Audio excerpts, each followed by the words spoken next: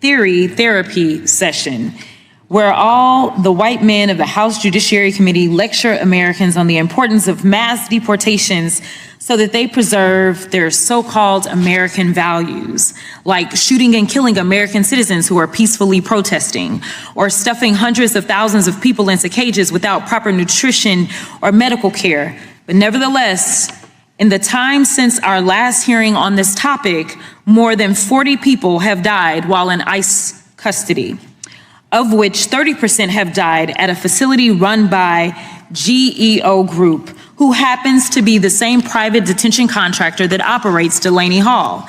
At multiple GEO facilities, individuals report dangerously substandard conditions, including mold, various outbreaks, including chickenpox, and insufficient food and water.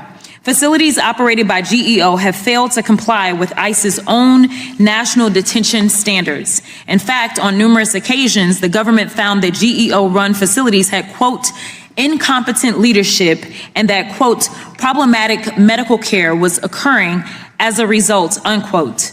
GEO has also been admonished by the courts, yet the chairman has not called anyone from the company to testify before this subcommittee, which is not surprising because they're pouring millions of dollars into Republican campaigns across the country. Let us play a game of follow the money, shall we? GEO Group has donated more than $1 million to Donald Trump's super PAC, nearly $1 million to Speaker Mike Johnson's super PAC, hundreds of thousands to John Thune's super PAC. So they spend millions to get Republicans elected around the country, and in return, they get federal contracts to operate detention facilities. Republicans in Congress ignore the fact that people are dying in their facilities because of inhumane conditions and potentially criminal negligence. Also, since our last hearing on this topic, ICE agents have killed 7 people, including the brutal murders of multiple American citizens. This is all occurring while DHS routinely violates federal law. In 2024, Congress passed a law that allows members of Congress to visit detention facilities without providing any prior notice. DHS has repeatedly violated this law. They have stopped members of Congress from entering detention facilities to conduct oversight visits. GEO Group and DHS have not only blocked members of Congress from entering their buildings, they have also blocked the state of New Jersey and the city of Newark from conducting their own oversight. The governor has called for the facility to be closed. The city of Newark has sued GEO. The New Jersey Attorney General successfully sued GEO so that health inspectors must be allowed into the facility. So a record number of people are dying in ICE's custody, mainly at facilities operated by GEO, and ICE is shooting and killing a record amount of people. Yet again, the chairman has failed to call any government official to testify before this subcommittee. No one from ICE, no one from CBP, no one from the DOJ, and no one from the White House. So Democratic members of Congress, like Congresswoman LaMonica McIver, have been conducting oversight themselves. In May of 2025, McIver was participating in a lawful congressional oversight visit at Delaney Hall with the mayor of Newark and other members of Congress. During the visit, Deputy Attorney General Todd Blanche, who wants to become the AG, ordered the violent arrest of Newark Mayor Ras Baraka. According to body cam footage worn by the violent federal officers, they arrested the mayor, quote, per the Deputy Attorney General of the United States. The federal agents also said that they would arrest anyone who would, quote, get in their way. The federal agents then violently assaulted the mayor, Rep. McIver, Rep. Bonnie Watson-Coleman, and Rep. Menendez. Todd Blanche is now prosecuting Rep. McIver instead of DHS and GEO officials who continue to break the law while a record amount of people are dying in their facilities or being shot and killed by DHS agents on the streets in America. This is one of the many reasons why Todd Blanche should never become the Attorney General of the United States. Last week, during his Senate confirmation hearing, the acting Attorney General said aloud what everyone here already knows, that he serves as the president's attorney and not on behalf of the American people. Blanche blocked investigations into the murders of Renee Good and Alex Preddy. He gave Trump and his sons a super pardon that gives them lifelong protection from any investigation, audit, lawsuit, or prosecution by any federal agency for any violation of federal law. He created the $2 billion fund to pay January 6 insurrectionists for attacking the Capitol. He's protecting the pedophiles and sex traffickers in the Epstein files. He's threatening reporters with prosecution. He's lied numerous times to federal judges and refused to abide by federal court orders.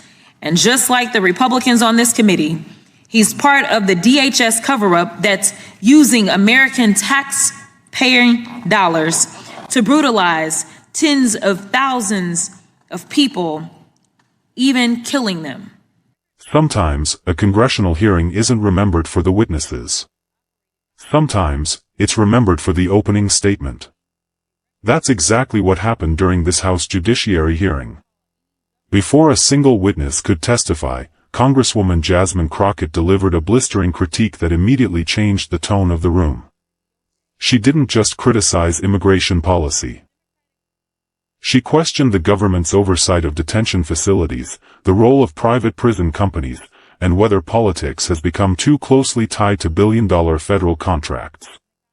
Supporters called it a necessary call for accountability. Critics saw it as a highly partisan attack. Republican lawmakers defended conditions at Delaney Hall, arguing that claims of starvation and mistreatment didn't match what investigators had found. They pointed to reports that purchases from the facility's commissary had increased significantly, suggesting detainees had access to additional food and everyday necessities. But the moment Congresswoman Jasmine Crockett was recognized, the conversation took a dramatic turn. She argued that the real issue wasn't how much food people could buy, it was what she described as a broader pattern of conditions inside immigration detention facilities. Rather than focusing on one location alone, Crockett pointed to reports of detainee deaths, medical concerns, and allegations involving facilities operated by the GEO Group, one of the nation's largest private detention contractors. Her message was straightforward. If Congress is serious about oversight, then every allegation deserves independent scrutiny. She highlighted campaign donations made by GEO Group to Republican political committees and questioned whether those financial relationships create the appearance of a conflict of interest. While she stopped short of alleging wrongdoing, she argued that public confidence depends on transparency, especially when companies receiving federal contracts are also active political donors. That argument echoes a broader debate Washington has wrestled with for years. How much influence should private contractors have over public policy? The discussion became even more intense when Crockett referenced oversight visits by members of Congress. She argued that lawmakers have a legal right to inspect detention facilities without advance notice and criticized what she described as repeated efforts to block those visits. She also revisited the high-profile confrontation at Delaney Hall involving Newark officials and members of Congress, saying the incident raised serious questions about transparency and accountability. Whether viewers agree with her conclusions or not, Crockett's central point remained consistent. And when I say people, I'm talking about citizens and otherwise. If the Republicans really wanted to know what was happening at Delaney Hall or any other detention facility, they would push for unannounced congressional and independent oversight. Since the Republicans claim to be Christian, they should open their Bibles and read Ephesians chapter 5, verse 11, that states, quote, "Have no fellowship with the unfruitful works of darkness, but rather reprove them." I yield back. Quoting scripture from the book of Ephesians,